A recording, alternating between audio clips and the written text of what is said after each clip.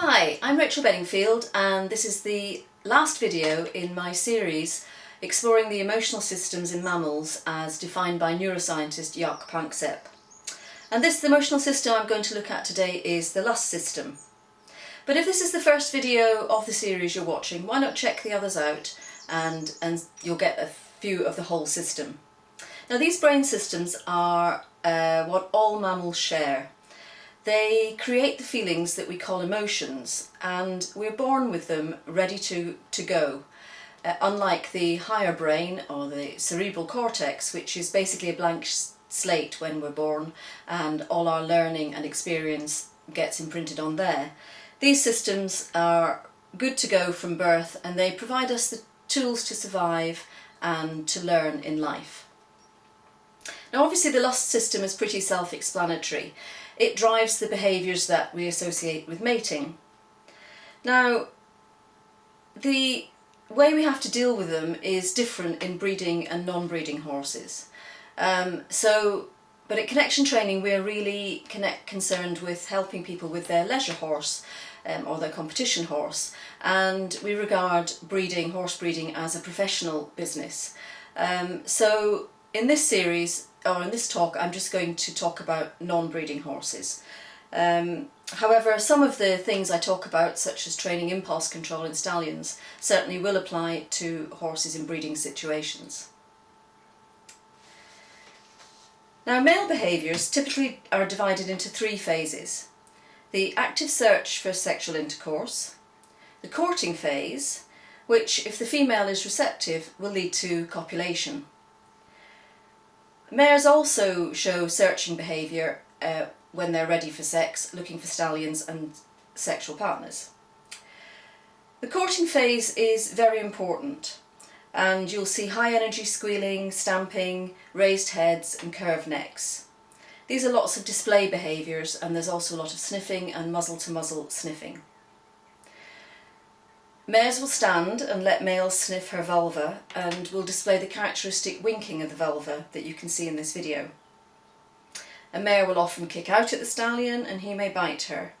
But when they're ready to start copulation, the mare will stand readily for the stallion to mount her. Now the fourth phase tends not to get mentioned in the textbooks, but it's often seen. It's post-coital behaviour, and it's sniffing, licking, mutual grooming and standing close together.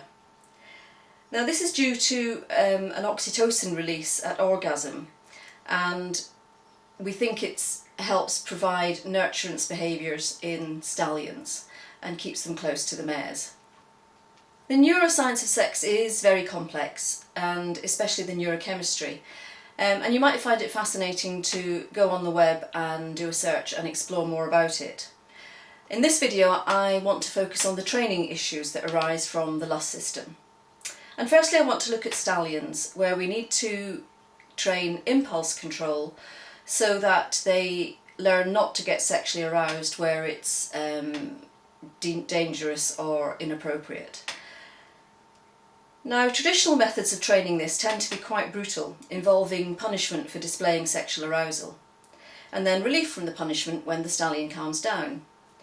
The positive approach is much gentler and usually very effective. It involves teaching impulse control from a young age by offering an alternative behaviour, such as touching a target. Here Shauna is teaching calm leading to a young colt, which is early training in impulse control.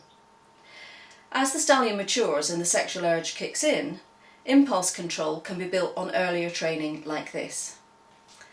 However, when the stallion matures, the urges become very strong and this sort of training might not be enough. In this case, we teach the stallion by teaching him that the opportunity to play and earn rewards isn't available when he's sexually aroused.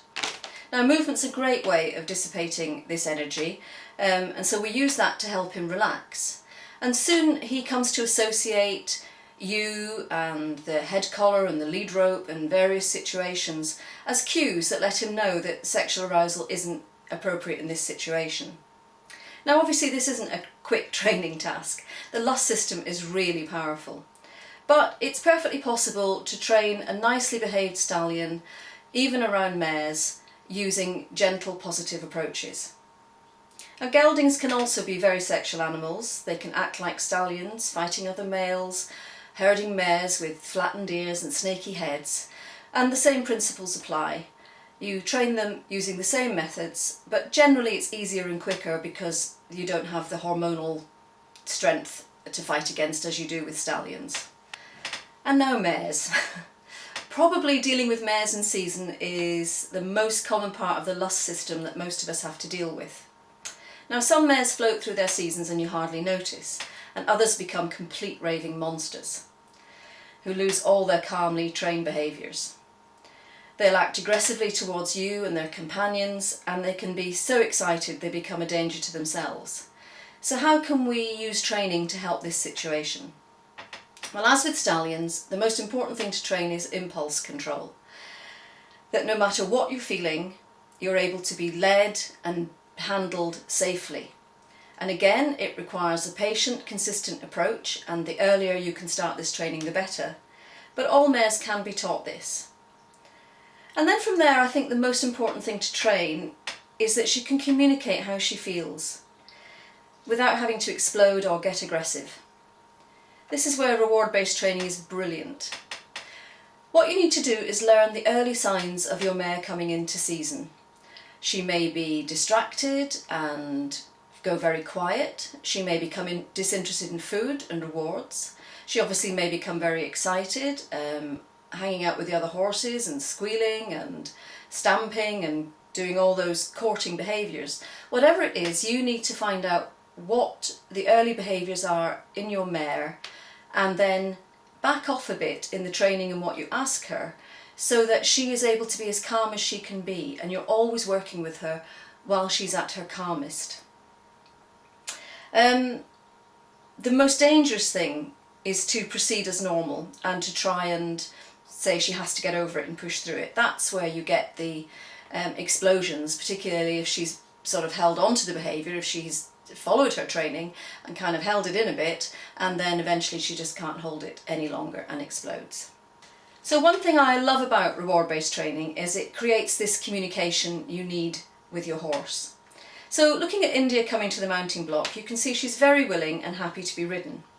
Now, she's a mare who has huge seasons, and they have severely interfered with her training over the years. But this training has given her a voice. So if on a particular day she doesn't come to the mounting block, Hannah doesn't get on. It's as simple as that. Maybe she's choosing not to be ridden today because she has cramps and a sore back. Since she usually comes up to the mounting block so readily and so calmly and happily, it's a very good signal that there's something up and not to ride today.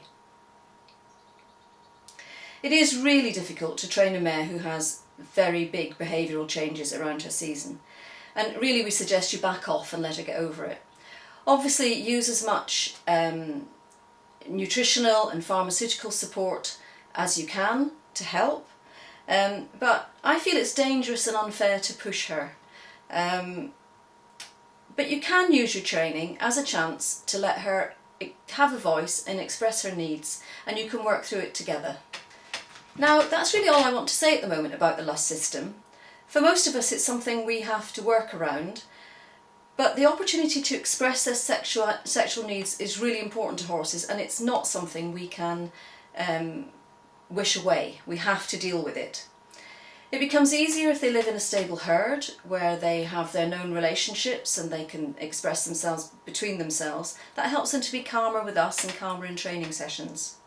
But if you find that these are creating difficult problems for you and you're not finding it possible to improve them or work your way through it, please consult a vet or an equine behaviourist so they can help you look at the whole system and look at ways that you can help your horse when they're feeling these strong hormonal urges.